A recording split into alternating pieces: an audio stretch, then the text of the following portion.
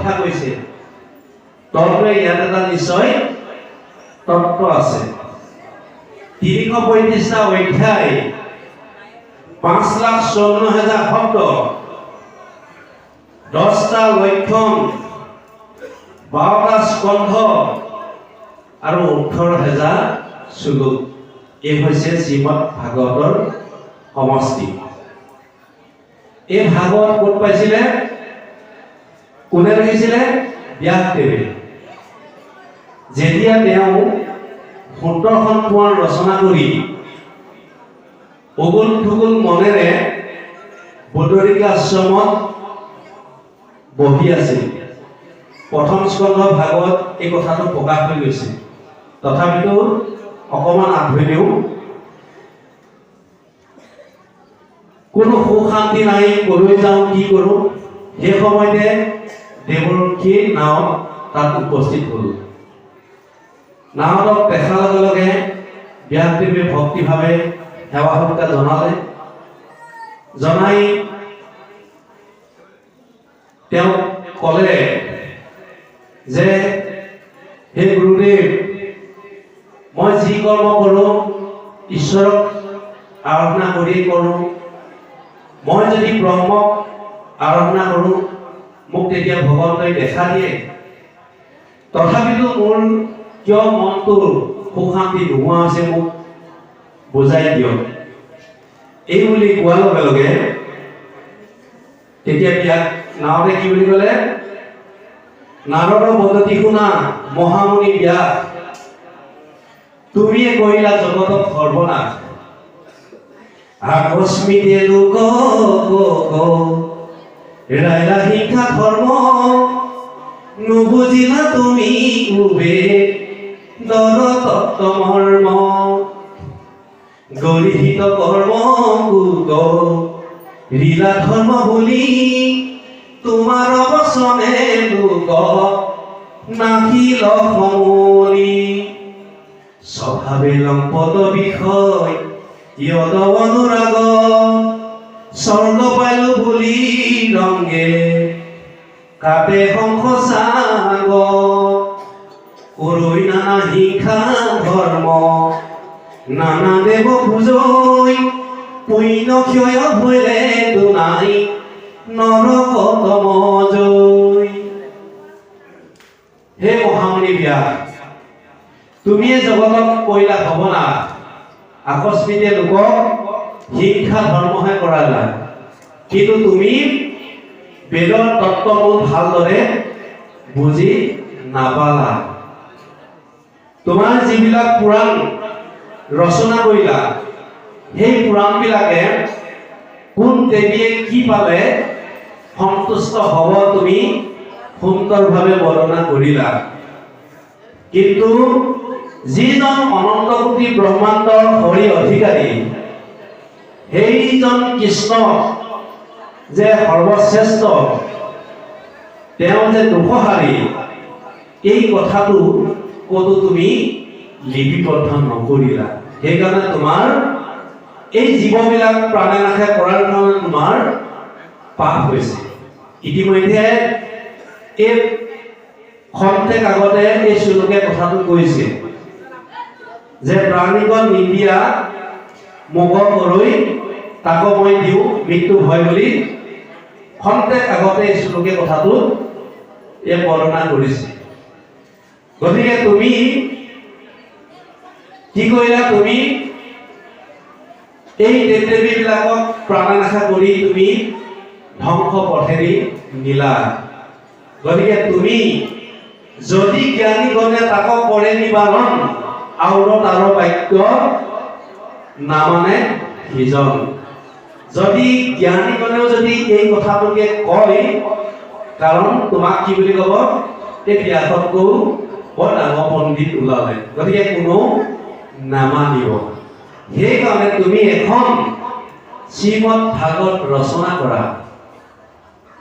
মোৰ উপদেশে ভাগৱত শাস্ত্ৰ প্ৰচাৰক গোবিন্দৰ গুণনাম মাত্ৰ, আৰু ইয়াক শ্ৰৱণ কীৰ্তন শ্ৰেষ্ঠ কৰা। ভগৱন্ত যে শ্ৰেষ্ঠ এই কথাটো লিপিবদ্ধ কৰা। তেতিয়া তেওঁ ব্যাসদেৱে কি কৰিছে, নাৰদক সেৱা জনাই এই শ্ৰীমদ ভাগৱত ৰচনা কৰিছিল। এতিয়া প্ৰথমতে ব্ৰহ্মাই 4টা শ্লোকত ভাগৱত নাৰদক দিছিলে। নাৰদে ব্যাসক দিলে, ব্যাসে শুকক দিলে, শুকে পৰীক্ষিতক 7টিত ভাগৱত শ্ৰৱণ কৰাইছিলে। এতিয়া প্ৰভু ভগৱন্তই 4টা শ্লোকত ভাগৱত দিছিলে। প্ৰথম শ্লোক হৈছে, জগতৰে পূৰ্বময়ী থাকো মাত জান, কাৰ্যৰ কাৰণ কিছু নাছিলে ক আন, মোক মাত দেখিলে ক সৃষ্টিৰ মই ক্ষত, যত দেখা শুনা হবে মই বিচাৰত, মই অৱশেষে থাকো অন্তৰত, কুণ্ডল ভাঙিলে যেন সোণা স্বৰূপত। জগতৰ পূৰ্বতে মই আছিলো, বৰ্তমান মই আছো আৰু ভৱিষ্যতে মই থাকিম। যেনেকৈ সোণৰ পৰা বিভিন্ন কুণ্ডল বনাব পাৰে, সেই কুণ্ডল যদি জুইত পুৰি দিয়া হয়, ঠিক পুনৰ সোণেই হ'ব। এই বিশ্ব জগতখন, এই চৰাচৰ জগত মোৰ পৰাই সৃষ্টি হৈছে আৰু শেষত মোতেই লীন যাব। 2 নম্বৰ হৈছে, অবস্তুক দেখাৱয় বস্তুক আৱৰি, এহিকে বহুৰ মায়া জানা নিষ্ঠ কৰি, নাথাকিতো দেখি যেন চন্দ্ৰমাদুতয়, থাকুত ৰাখুক যেন কেহু নেদেখয়, সেই মতে মায়াৰ কৰি স্বৰ্গ, আশাৰ বিষয় মাত্ৰ দেখাৱে জীৱক, অবস্তুক দেখাৱে বস্তুক আৱৰি, এহিকে মোহৰ মায়া জানা নিষ্ঠ কৰি। যিবিলাক আমি বস্তু বুলি ভাবি আছো, যিবিলাক আমাৰ পাৰ্থিৱ যিবিলাক বস্তু বুলি ভাবি আছো, প্ৰকৃতত সেইবিলাক হৈছে অবস্তু। আৰু পাঠে এই কথাখিনিকে কৈছে, আমি যিবিলাক সংসাৰৰ যিবিলাক মায়াত আবদ্ধ হৈ আছো, সেইবিলাক প্ৰকৃতত অবস্তু। সেইটো হৈছে মায়া। মাৰ মতে নেতিবাচক নাই, ইয়াৰ মতে ইতিবাচক আছে। যিটো আজি আছে কাইলৈ নাই, সেইটোৱে মায়া। সেইকাৰণে ভগৱন্তই প্ৰথমতে মহামায়া সৃষ্টি কৰিছে। আৰু ব্ৰহ্মায়ো প্ৰথম সৃজন কৰোঁতে পঞ্চপ্ৰবাহ 5 ধৰণৰ তামসিক গুণ সৃষ্টি কৰিছে। তামিছ, অন্ধ তামিছ, মোহ, মহামোহ, এনেকে দি 5 বিধ এই তম গুণ সৃষ্টি কৰি ব্ৰহ্মা মনত খুব দুখ ভাৱ হৈছিলে। তেতিয়া তেওঁ ঈশ্বৰক আৰাধনা কৰি 4জন দিব্য মুনি জন্ম দিছিল। অনক, সুনন্দ, সনত কুমাৰ আৰু সনাতন। এই 4জনক জন্ম দি কি কৰিলে, ব্ৰহ্মাই ক'লে, হে পুত্ৰগণ, তোমালোকে ইয়াত থাকি প্ৰজা সৃষ্টি কৰা। তেতিয়া 4জনে কি বুলি ক'লে, হে পিতৃদেৱ, আমি ঈশ্বৰক আৰাধনা কৰিয়ে আনন্দ লাভ কৰিব পাৰিম, গতিকে আমি সৃষ্টি কামত কেতিয়াও নাবাঢ়ো। এই বুলি কৈ তেওঁলোকে তাৰ পৰা গুচি গ'ল। তেতিয়া ব্ৰহ্মাক অৱজ্ঞা কৰা জানি ব্ৰহ্মাই মনত খুব দুখ পালে। তেওঁ উদ্ধত চকু ৰঙা হৈ গ'ল।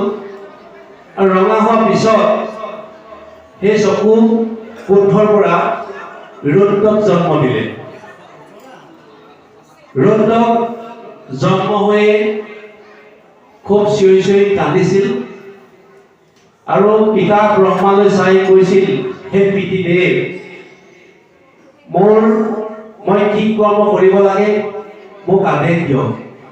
তেতিয়া ব্ৰহ্মাই মিচিকে হাঁহি মাৰি ক'লে, হে পুত্ৰ, তুমি যিহেতু জন্ম হৈ কান্দিলা, তোমাৰ নামটো ৰুদ্ৰ দিয়া হৈছে আৰু তোমাৰ নাম একাদশ, 11টা নাম দিলে, একাদশ পত্নী দিলে। এতিয়া তুমি সৃষ্টি কৰ্মত আগবঢ়া। তেতিয়া তেওঁ একাদশ স্থান পালে। একাদশ পত্নীৰ সৈতে তেওঁ বিভিন্ন প্ৰজাৰ সৃষ্টি কৰিবলৈ ধৰিলে। ভূত, প্ৰেত, পিশাচ, কাৰোবাৰ নীলাবৰ্ণ, ৰঙাবৰ্ণ, কাৰোবাৰ 3খন চকু, 3টা ভৰি, এনেকুৱা ধৰণৰ এইবিলাক ভূত প্ৰেত যেতিয়া সৃষ্টি কৰিলে, গোটেই ব্ৰহ্মাণ্ডখন ত্ৰাস সৃষ্টি হ'ল। তেতিয়া ব্ৰহ্মাই ভাবিলে যে ৰুদ্ৰই যিখিনি সৃষ্টি কৰিছে, এই সৃষ্টিৰ পৰা বিশ্ব ব্ৰহ্মাণ্ডখন ধ্বংসহে হ'ব। এই বুলি ভাবি তেওঁ মৰমসনা মাতেৰে মাতি আনিলে, হে পুত্ৰ, তুমি আৰু সৃষ্টি কৰ্ম কৰিব নালাগে। তুমি যিবিলাক প্ৰজা সৃষ্টি কৰিছা, এই প্ৰজাৰ পৰা বিশ্ব ব্ৰহ্মাণ্ডখন ধ্বংস হ'ব যেন লাগিছে। গতিকে তুমি ঈশ্বৰক আৰাধনা কৰা। যেতিয়া তুমি ভগৱন্তক চিন্তা কৰোঁতে কৰোঁতে তোমাৰ সৎ ভাৱনা হ'ব, তেতিয়া সৎ পুত্ৰ জন্ম হ'ব। এই বুলি কোৱাৰ লগে লগে তেতিয়া ৰুদ্ৰই ব্ৰহ্মাক সেৱা জনাই তেওঁ বনমানৰ মাজলৈ গুচি গ'ল ঈশ্বৰক আৰাধনা কৰিবলৈ। তেতিয়া ব্ৰহ্মাই দেহৰ পৰা 10জন মুনি জন্ম দিছিল।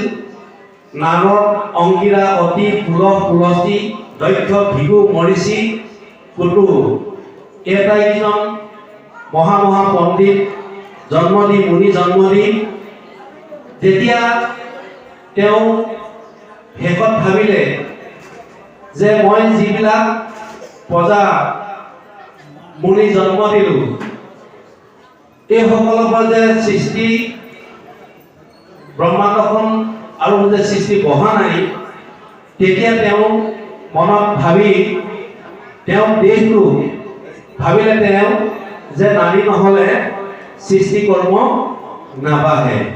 এই বুলি তেওঁ দেহটো দুভাগ কৰি সোঁভাগৰ পৰা এজন পুত্ৰ স্বয়ম্ভু মনু আৰু বাওঁ ভাগৰ পৰা এগৰাকী কন্যা শতৰূপা আৰু দুয়োগৰাকীকে সৃষ্টি কৰ্মত আগবাঢ়িবলৈ ক'লে। তেওঁলোকৰ পৰা 2জন পুত্ৰ জন্ম হ'ল। এজন হ'ল উত্তানপাদ আৰু 2জন জন্ম হ'ল পুত্ৰ। 3গৰাকী কন্যা আহুতি, পহুতি আৰু দেৱহুতি।